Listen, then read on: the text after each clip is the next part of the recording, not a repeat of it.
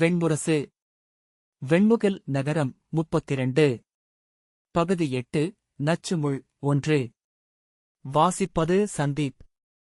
கங்கைக்குள் நீட்டியது போல நின்றிருந்து உயரமில்லாத குன்றின்மேல் அமைந்திருந்தது தசசக்கரம். அதைச் சுற்றி கட்டப்பட்டிருந்த செங்கல்லால் ஆன கோட்டையின் தென்கிழக்கு வாயில் மரத்தாலான பெரிய படகுத்துறையை நோக்கி திறந்தது. கோட்டைக்கும் படகுத்துறைக்கும் நடுவே இருந்த வெளியில் தாழ்வான மரப்பட்டை கூரையிடப்பட்டு துறைக்காவலர் குடியிருப்புகளும் ஆட்சியர் பணியகங்களும் அமைந்திருந்தன. வணிகச் செயல்பாடுகளேதும் இல்லாததனால் துறையில் ஓசையோ நெரிசலோ இருக்கவில்லை. 2 பெரிய போர்ப்படகுகள் மட்டும் துறைமுகப்பில் அசைந்தாடியபடி நின்றன. அப்பால் கங்கைக்குள் பாயிரக்கி ஒன்றுடன் ஒன்று பிழைத்துக் கட்டப்பட்டு நங்கூரம் இறக்கப்பட்ட 20 போர்ப்படகுகள் நின்றிருந்தன. அனைத்திலும் துரியோதனனின் அரவக்கொடி பறந்து கொண்டிருந்தது. கோட்டை முகப்பில் நடுவில் அஸ்தினபுரியின் அமுதகலக் கொடியும் வலப்பக்கம் இணையான உயரத்தில் துரியோதனனின் அரவக்கொடியும் இடப்பக்கம் சகுனியின் ஈச்ச இலை கொடியும் கர்ணனின் யானைச் செங்கிலிக் கொடியும் பறந்தன. பாய்மரம் தாழ்த்தி எரியம்பு ஒன்றை மேலே செலுத்தியபடி பூரிசிரவசின் படகு துறையை நெருங்கியது. படகுத்துறையின் எரியம்புகள் எழுந்து அடையாளம் காட்டும்படி கோரின. படகிலிருந்தவர்கள் பால்ஹிக நாட்டின் கொடியை விரித்துக் காட்டினார்கள்.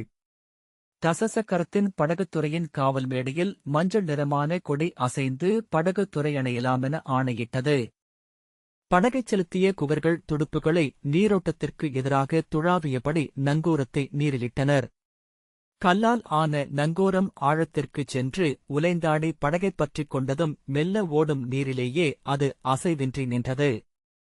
படகிலிருந்தவர்கள் மெல்ல துடுப்பால் துழாவ படகு பக்கவாட்டில் திரும்பி துறைமேடை நோக்கி சென்று அங்கே அமைக்கப்பட்டிருந்த மூங்கில் சுருள்களில் முட்டி நின்றது. படகுத்துறையின் பலகை இணைப்புகள் முனகி அமைந்தன. படகின் பெருவடங்கள் கரை நோக்கி வீசப்பட்டன. அவற்றைப் பற்றி தறிகளில் கட்டியதும் படகின் அசைவு நின்றது. பாலம் இணைக்கப்பட்டதும் கொம்பூதி முதலில் இறங்கி பெரும்புகள் கொண்ட பால்ஹிக தொல்நாட்டின் இளவரசர் பூரிசிரவஸ் வருகை என அறிவித்தான். பால்ஹிக நாட்டின் மரிமான் கொடியுடன் கொடிச்சேவகன் இறங்கியதும் காவல் மாடத்தின் மேல் முரசும் கொம்புகளும் முழங்கின. பால்ஹிக நாட்டின் கொடி கோட்டைக்கு மேல் ஏறியது. படகிலேயே நீராடி முழுதணிக் கோலத்தில் இருந்து பூரிசிரவஸ் நடைப்பாலம் வழியாக கைகூப்பியபடி இறங்கி துறைமேடைக்கு வந்தான். துறைமுக காப்பாளரான சிவதர் அஸ்தினபுரியின் அமுதகலசக் கொடியுடனும் மங்கலத்தாலமேந்திய 3 சேவகர்களுடனும் வந்து அவனை எதிர்கொண்டு அஸ்தினபுரியின் மண்ணுக்கு பால்ஹிக இளவரசரின் வருகையால் அனைத்து நலன்களும் சூழ்வதாக என்று முகமன் சொல்லி வரவேற்றார். தாம்போலமும் நறுமணச் சுண்ணமும் அளித்து தங்களுக்கு அணித்தேர் ஒருக்கப்பட்டுள்ளது இளவரசே என்றார். கோட்டை முகப்பில் பால்ஹிக கொடி பறக்கும் தேர் நின்றிருந்தது. எடையற்ற மரத்தால் பெரிய சக்கரங்களுடன் கட்டப்பட்ட சிறிய தேருக்கு 3 குதிரைகள் பூட்டப்பட்டிருந்தன. அதற்கு 3 பின்கட்டைகள் இருப்பதை அவன் நோக்கினான். பூரிசிரவஸ் ஏறிக்கொண்டதும் பாகன் திரும்பி நோக்க அவன் கையசைத்தான். தேர் கோட்டை வாயிலைக் கடந்து ஊருக்குள் நுழைந்தது. தேரின் பின்கட்டைகள் சகனங்களில் சடசடவென ஒலித்தன. கோட்டை வாயிலுக்கு அப்பால் இருபக்கமும் சிறிய காவல் குடில்கள் நிறைந்திருந்தன. கோட்டைக்குள் சிறிய படை ஒன்று இருப்பதன் முழக்கம் கேட்டுக் கொண்டிருந்தது. மையச்சாலை இருபக்கமும் பிரிந்து வட்டமாக உள்ளே அமைந்திருந்த உயரமில்லாத வண்டல் குன்றை கோட்டையை ஒட்டியபடி சுற்றிச் சென்றது. குன்றின்மேல் வளைந்து நெளிந்து ஏறிச் சென்ற அகலமற்ற மண்சாலையின் இருபக்கமும் சிறிய கட்டடங்கள் இருந்தன. தேன்பெழுக்குடனும் அரக்குடனும் சேர்த்து அரைக்கப்பட்ட களிமண் பூசப்பட்ட மரப்பட்டை கூரையிடப்பட்ட இல்லங்கள் ஒன்றுடன் ஒன்று செறிந்து உச்சியில் 3 குவை முகடுகள் கொண்ட அரண்மனையில் சென்று முடிந்தன. தலைகீழாக தேன்கூடு ஒன்றைப் பார்க்கும் சித்திரத்தை அளித்தது அந்தக் குன்று. சுருள்சாலையில் தேரை ஏற்ற புறவிகள் மூச்சிரைத்தன. சாலையோரமாகச் சென்று கொண்டிருந்த 3 யானைகள் விலகி வழிவிட்டன. பாகன்களின் அதட்டல் ஓசை தலைக்குமேல் கேட்டது. காலையிலேயே எழுந்துவிட்ட இளவையில் கண்களை கூசச் செய்தது. உடல் வியர்த்து வழிய பூரிசிரவஸ் திரும்பி கீழே தெரிந்த கங்கையின் ஒளிவிடும் நீல நீரலைகளை பார்த்தான். அவற்றிலிருந்து வெம்மையான நீராவி எழுந்து வந்து குன்றைச் சூழ்வதாக தோன்றியது. அந்த மிகச்சிறிய குன்று மலைமகனாகிய தன்னை களைப்படையச் செய்வதைப் பற்றி அவன் புன்னகையுடன் எண்ணிக்கொண்டான். ஆனால் பால்ஹிக மலைகள் குளிர்ந்தவை, அமைதியானவை. அந்தக் குன்று ஒரு பெரும் குப்பைக் குவியல். மட்கி ஆவி எழுவது. கீழே குன்றைச் சுற்றிச் சென்ற சாலையை ஒட்டி கோட்டையை ஒருபக்கச் சுவராகக் கொண்டு ஈச்சையோலைத் தட்டிகளால் சுவர்களும் மரப்பட்டைகளால் கூரையும் இடப்பட்ட தற்காலிக பாடி வீடுகளில் ஈக்கூட்டங்கள் போல வீரர்கள் செறிந்து ரீங்கரித்து அசைந்து கொண்டிருந்தனர். யானைகளும் புறவிகளும் வண்டுகள் போல அவற்றின் நடுவே சென்றன. ரதங்கள் செல்லும் தூசு படலம் செந்நிறமான பஞ்சுத்திவலை என எழுந்து சுருண்டு மீண்டும் மண்ணில் படிந்தது. காவல் மாடங்களின் மேல் வைக்கப்பட்டிருந்த பெருமுரசங்களின் வட்ட வடிவ தோல்பரப்பு சிறிய அப்பங்களாக தெரிந்தது. குன்றின் மேலிருந்த சிற்றில்லங்கள் எதிலும் மக்களோசை இருக்கவில்லை. அவை உணவும் படைக்கலமும் படகுகளுக்கான பொருட்களும் சேமிக்கப்படும் பண்டகசாலைகளாக இருக்க வேண்டும். தசசக்கரம் ஒரு வணிக நகரல்ல. பாஞ்சாலத்தின் எல்லையில் அக்குன்று இருப்பதனால் அது ஒரு முதன்மையான காவல் மையம் என அடையாளம் கண்டு அதை அமைத்திருக்கிறார்கள். அங்குள்ளவர்கள் அஸ்தினபுரியின் படைகளும் அவர்களின் குடும்பமும் மட்டுமே என பூரிசிரவஸ் மதிப்பிட்டான்.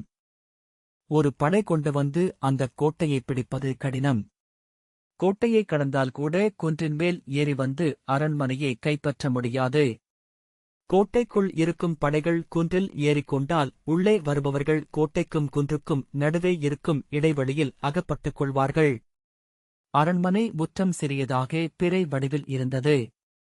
ஒரு சிறிய தேர் நின்றிருக்க அவிழ்க்கப்பட்ட குதிரைகள் அப்பால் கண்மூடி அசைவற்று நின்றன. உள்ளிருந்து அரண்மனை செயலகர் வந்து அவனை வணங்கி வரவேற்றார். பால்ஹிக நாட்டு இளவரசை வாழ்த்துகிறேன். நான் அரண்மனை ஸ்தானகர் சுருதசன்மன் என்றார். தாங்கள் சற்று ஓய்வெடுத்து உணவுண்டபின் இளவரசை சந்திக்கலாம். பூரிசிரவஸ் இல்லை, நான் படகில் முழு ஓய்வுடன் வந்தேன். நீராடியும் விட்டேன் என்றான். நேராகவே இளவரசை சந்திப்பதையே விழைகிறேன். சுருதசன்மர் அவ்வண்ணமெனில் காத்திருங்கள். இளவரசரும் காந்தாரரும் அங்கரும் சிற்றவையில் பேசிக் கொண்டிருக்கிறார்கள் என்றபின் திரும்பிச் சென்றார். கூடத்தில் பூரிசிரவஸ் காத்திருந்தபோது சுருதசன்மர் வந்து அவனை சிற்றவை கூடத்திற்கே வரும்படி துரியோதனன் கோரியதாக சொன்னார். பூரிசிரவஸ் எழுந்து தன் மேலாடையை சீரமைத்தபடி இடைநாழி வழியாகச் சென்று மரப்படிகளில் மேலேறி இன்னொரு இடைநாழி வழியாக சிற்றவைக்குள் நுழைந்தான். செவ்வக வடிவமான பெரிய அறைக்குள் காற்று சுழன்றடித்துக் கொண்டிருந்தது. சாளரக் கதவுகளெல்லாமே அசையாமல் தாள்களில் மாட்டப்பட்டிருந்தன. எந்தச் சாளரத்திற்கும் திரைச்சீலைகள் இருக்கவில்லை. அரக்கு பூசப்பட்டு மெருகூட்டப்பட்ட மரச்சுவர்களில் சாளரங்களின் ஒளிப்பாவை தெரிந்தது. அவையில் நடுவே போடப்பட்டிருந்த பெரிய பீடத்தில் துரியோதனன் அமர்ந்திருந்தான். அவனுக்கு இடப்பக்கமாக துச்சாதனன் அமர்ந்திருக்க வலப்பக்கம் கர்ணன் அமர்ந்திருந்தான். சுவர் சாய்ந்து துச்சலன் நின்றிருந்தான். முன்னால் தாழ்வான இருக்கையில் சகுனி கால்களை இன்னொரு பீடத்தில் போடப்பட்ட பஞ்சுத்திண்டின் மேல் நீட்டி அமர்ந்திருந்தார். மிகவும் அப்பால் அரைமூலையில் போடப்பட்ட உயரமற்ற பஞ்சுத்திண்டில் உடைந்து மடிந்த உடலுடன் கணிகர் அமர்ந்திருந்தார். பூரிசிரவஸ் உள்ளே நுழைந்ததுமே இயல்பாக தலைவணங்கினான். நிமிர்ந்ததும் ஒரு கணம் அவன் நோக்கு கணிகரின் மின்னும் எலிக்கண்களை சென்று தொட்டு மீண்டது. அவரை அத்தனை அருகில் பார்ப்பது முதல் முறை. அவரை முன்னரே நன்கறிந்திருப்பது போன்ற ஓர் உணர்வு எழுந்தது. எந்தெந்த முகத்திலோ விழிகளிலோ அவர் தெரிந்திருக்கிறார் என எண்ணிக்கொண்டான். எங்கே எங்கே என சித்தம் அலைந்தது. துரியோதனன், அமருங்கள் பால்ஹிகரே என்றான். பூரிசிரவஸ் அமர்ந்து உடலை எளிதாக்கிக் கொண்டான். உடலை எளிதாக்குவது உள்ளத்தையும் அவ்வண்ணம் மாற்றுவதை அவன் கண்டு பயின்றிருந்தான். சகுனி, தாங்கள் எங்களை சந்திக்க வந்தது குறித்து மகிழ்ச்சி என்றார். காந்தாரரே, நான் 10 பால்ஹிக விலங்களின் குரலாகப் பேசும்படி பணிக்கப்பட்டிருக்கிறேன் என்றபின் குறிப்பாக பீமசேனரின் அடியால் எலும்பு உடைந்து நோயுற்றிருக்கும் சல்லியரின் குரல் இது என்றான். சகுனி புன்னகைத்தார்.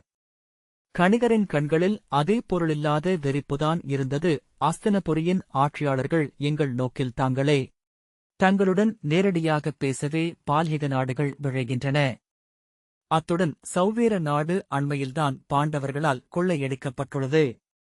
சௌவீர மணிமுடியும் அவர்களிடமில்லை. தங்களுடனான நல்லுறவின் வழியாக அவர்கள் விழைவது தங்கள் மணிமுடியை மீட்கவே. நான் அதன் பொருட்டும் இங்கே வந்திருக்கிறேன் என்றான் பூரிசிரவஸ். பால்ஹிகர் என்னுடன் ஒரு வெளிப்படையான படைக்கூட்டுக்கு சித்தமாக உள்ளனரா என்று துரியோதனன் கேட்டான். ஆம் என்றான் பூரிசிரவஸ். ஆனால் தற்போது அப்படி ஒரு படைக்கூட்டுக்கு கைச்சாத்திட்டாலும் அதற்கு எந்த மதிப்பும் இல்லை. ஏனென்றால் இன்றும் அஸ்தினபுரியின் அரசர் திருதராஷ்டிரே. துரியோதனன் கண்களில் மெல்லிய சிரிப்பு வந்து சென்றது. சரி, அவ்வண்ணமென்றால் ஓலைப்பதிவு தேவையில்லை. வாழ்த்தொட்டு ஆணையிட்டால் போதும். பூரிசிரவஸ் பணிந்து அதை எனக்களிக்கப்பட்ட நன்மதிப்புச் சான்றாகவே கொள்வேன். ஆனால் நான் அப்படி செய்ய முடியாது. நாங்கள் 10 குலம். 10 குலத்தையும் ஓலை ஒன்றே கட்டுப்படுத்தும் என்றான். துரியோதனன் சிரித்துவிட்டான். எண்ணித் துணிந்தே உம்மை அனுப்பியிருக்கிறார்கள் என்றான். எண்ணெயில் நெளியும் மண்புழு என ஒரு சொல்லிகரி உண்டு. அதைத்தான் நினைவு கூர்ந்தேன் பூரிசிரவஸ். அதையும் ஒரு நற்சொல்லாகவே கொள்கிறேன் கௌரவரே. நாங்கள் மிகச்சிறிய மலையரசிகள். ஓடுமிடத்தில் தவழக் கடமைப்பட்டவர்கள் என்றான். துரியோதனன் சொல்லும். நீர் இப்போது வந்ததன் நோக்கம் என்ன என்றான். கர்ணன் உரத்த குரலில் வேறு என்ன நோக்கம்? இங்கே என்ன நிகழ்கிறதென்பதை கண்டு செல்வது என்றான். பூரிசிரவஸ் அப்படி அல்ல என்று மறுத்தால் நான் பொய் சொன்னவன் ஆவேன். நான் வந்தது பால்ஹிககுலங்களின் நலன்கள் அஸ்தினபுரியின் அரசுரிமைப் போரால் எவ்வண்ணம் பாதிக்கப்படும் என அறியும் பொருட்டே. யாதவகிருஷ்ணனின் படைபலம் கண்டு அஞ்சியே தங்களை காண வந்தேன். அதையும் மறுக்கவில்லை என்றான். கர்ணன் கூறிய விழிகளுடன் மீசையை நீவியபடி பேசாமலிருந்தான். துரியோதனன், பால்ஹிகரே, நாங்கள் இங்கே தங்கியிருப்பது என்ன செய்வது என்று முடிவெடுக்க முடியாததனால்தான். அஸ்தினபுரிக்கு திரும்பிச் சென்றால் நாங்கள் மீண்டும் என் தந்தையின் ஆணைக்கு கட்டுப்பட்டவர்களாவோம். அவர் தருமனுக்கே மணிமுடி என்பதில் உறுதியாக இருக்கிறார். அவரது மறைவு வரை காத்திருப்பது மட்டுமே எனக்கும் தருமனுக்கும் இன்றிருக்கும் வழி. நான் அதை விரும்பவில்லை. ஆகவேதான் வழியிலேயே இந்தக் கோட்டையில் தங்கினேன். இந்த இக்கட்டை இங்கேயே முடித்துவிட்டு திரும்ப விழைகிறேன் என்றான். துரியோதனனின் அந்த அப்பட்டமான பேச்சு பூரிசிரவஸை திகைக்கச் செய்தது. ஆனால் சகுனியின் கண்களிலோ கர்ணனின் கண்களிலோ திகைப்பு இல்லை. அது மூத்த கௌரவனின் இயல்பு எனத் தெரிந்தது. உடனே அவனைப் பற்றிய தன் மதிப்பு உயர்ந்துவிட்டதை அவன் உணர்ந்தான். ஆனால் விழிகளை எந்த உணர்ச்சியும் காட்டாதனவாக வைத்துக் கொண்டான். நாங்கள் ஒரு படை நகர்வை திட்டமிட்டுக் கொண்டிருக்கிறோம் இளைய பால்ஹிகரே என்றான் துரியோதனன். கர்ணன் ஏதோ சொல்ல வர கை நீட்டி, இளைய பால்ஹிகரை ஒற்றர்கள் வழியாக நான் நன்கறிவேன். அவரது சொற்களும் இங்கே ஒலிக்கட்டும். நாம் இணைந்து செய்ய வேண்டிய பணி இது என்றான். பூரிசிரவஸ் தலை வணங்கினான். முன்பு துருபத நாட்டை நாங்கள் தாக்கியது போல ஒரு சிறிய போர். அதைத்தான் திட்டமிட்டுக் கொண்டிருக்கிறோம். பாண்டவர்கள் இப்போது காம்பிலியத்தில் தனித்திருக்கிறார்கள். தங்களுக்கென ஒரு படையை அவர்கள் உருவாக்கிக் கொள்ளவில்லை. இதுதான் சிறந்த தருணம் என்று துரியோதனன் சொன்னான். நாம் நமது எல்லையை பாஞ்சாலப் படைகள் மீறி வந்து கொள்ளையடித்தன என ஒரு நாடகத்தை நடத்துவோம். எதிரடியாக நமது படை ஒன்று பாஞ்சாலத்தை தாக்க வேண்டும். பாண்டவர்கள் துருபதன் படையை தலைமை தாங்கி நடத்துவார்கள்.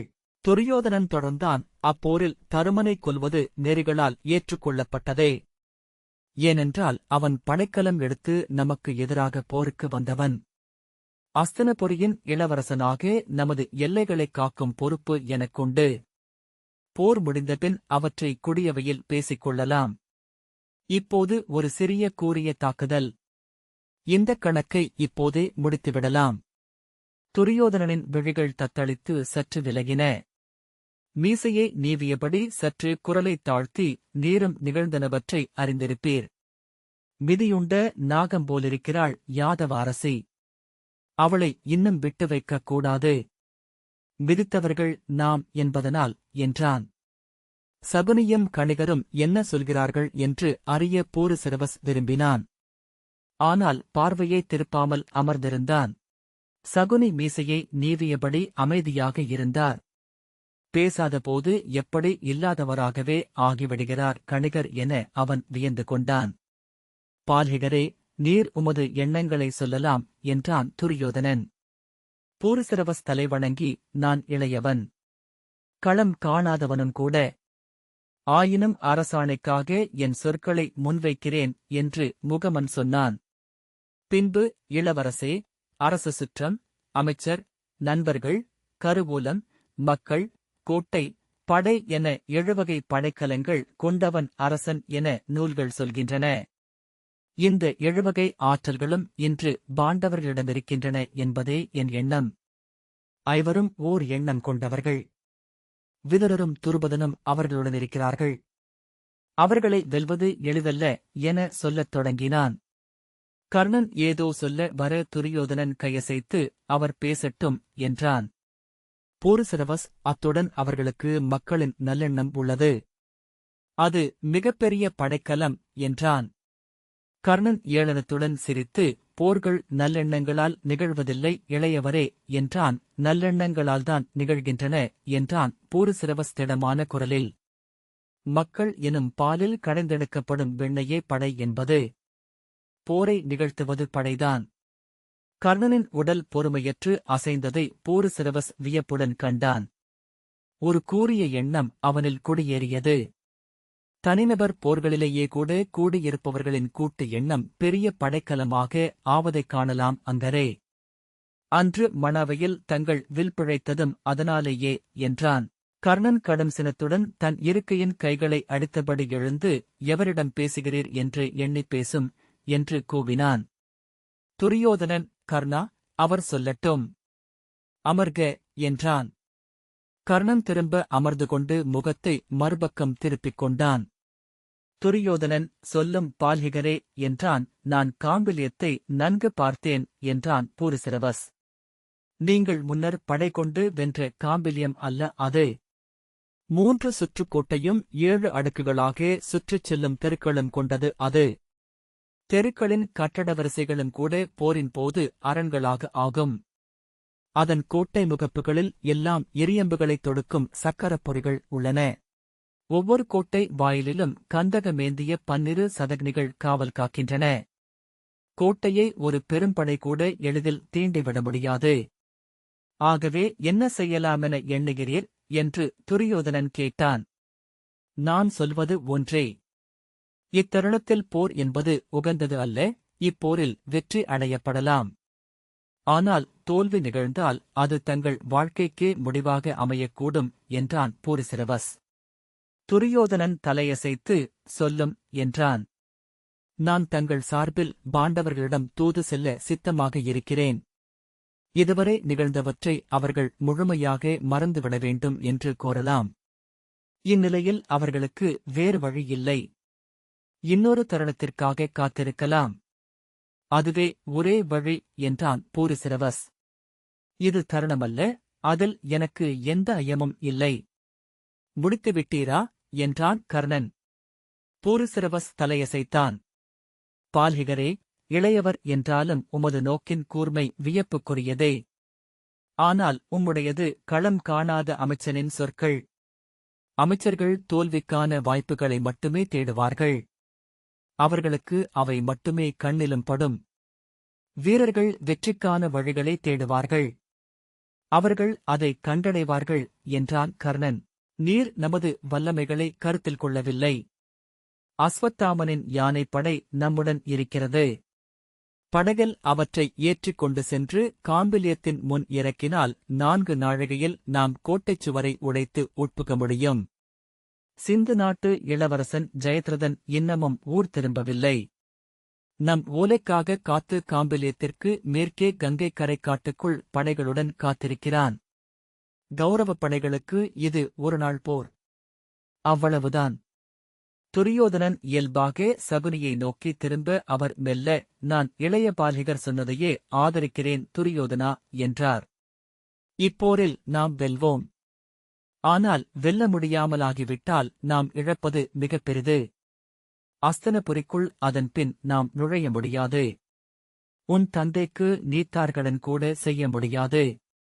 கர்ணன் உரக்க, அப்படியென்றால் நீங்கள் என் வில்லையும் சொல்லையும் நம்பவில்லை அல்லவா? அதைச் சொல்லவா இத்தனை சொற்றொழல்கள் என்றான். அதிராத குரலில், நம்புகிறேன். ஆனால் எதையும் நான் முழுமையாக நம்புவதுமில்லை என்றார் சகுனி. சகுனியின் அமைதியால் சீண்டப்பட்ட கர்ணன், இது போர், பகடையாட்டம் அல்ல என்றான். கண்களில் மட்டும் புன்னகையுடன், கர்ணா, போர் மட்டுமல்ல, வாழ்க்கையே கூட பகடையாடல்தான் என்றார் சகுனி. பகடைகளில் ஏறியமர்கின்றன நம்மை ஆளும் பேராற்றல்கள். ஊழா? தெய்வங்களா? என்றான் கர்ணன் இகழ்ச்சியுடன். காந்தாரத்து மாவீரர் நிமித்த நூல் கற்கலாயிற்றா? சகுனி, அங்கரே, ஊழ்தான். தெய்வங்கள்தான். ஆனால் அவை குடியிருப்பது நம் அகத்தில்தான். அதைத்தான் சற்று முன் பால்ஹிகரும் சொன்னார். நாமறியாதவை, வெளிப்படுகையில் மட்டுமே அறியப்படுபவை. அவற்றையும் கருத்தில் கொண்டே நான் சிந்திப்பேன் என்றார். என்ன வீண்பேச்சு இது? நான் கோருவது ஒன்றே. அஸ்தனபுரியின் இளவரசின் ஆணை. அது மட்டும் போதும். நான் பாண்டவர்களை வென்று அவர் காலடியில் கிடத்துகிறேன். இது என் வில் மேல் ஆணை என்றான் கர்ணன். திரும்பி, கௌரவரே, என்னை நம்புங்கள். நான் வென்று மீள்வேன் என்றான். கணிகர் மெல்ல அசைந்து, அங்கரே, இதில் தங்கள் தனிப்பட்ட சினமேதும் உள்ளதா என்றார். கர்ணன் திரும்பி, சினமா என்றான். அவன் குரலில் இருந்து மெல்லிய நடுக்கத்தை போரிசிரவஸ் கண்டு சற்று வியப்படைந்தான். கர்ணன் தன்னை திரட்டிக் கொண்டு, ஆம், என்னுள் சினம் உள்ளது. அவையில் சிறுமைப்படுத்தப்பட்டவர்கள் நாம் என்றான். கணிகர் மெல்லிய நடுக்கமோடிய குரலில், அது உண்மை. ஆனால் தாங்கள் சற்று கூடுதலாக சிறுமை கொண்டீர்களோ என்றார். அந்தச் சொற்கள் கர்ணன் மேல் அடிபோல விழுவதன் உடலசைவையே போரிசிரவஸ் கண்டான். கர்ணன் பேசுவதற்குள் துரியோதனன், ஆம், அதுவும் உண்மை. அங்கே களத்தில் வென்று திருப்பதியை அடைய வேண்டியவன் இவன். அனைத்தும் அமைந்தும் ஏதோ ஒன்றால் இவன் வீழ்த்தப்பட்டான். ஆண்மகன் என்றால் அதற்கு நிகரீடு செய்யாமல் இங்கிருந்து செல்ல முடியாது என்றான். கணிகரே, என் நண்பனின் சிறுமை எனக்கும்தான். அவன் செய்யும் பழிநிறைவை நானும் காண விழைகிறேன்.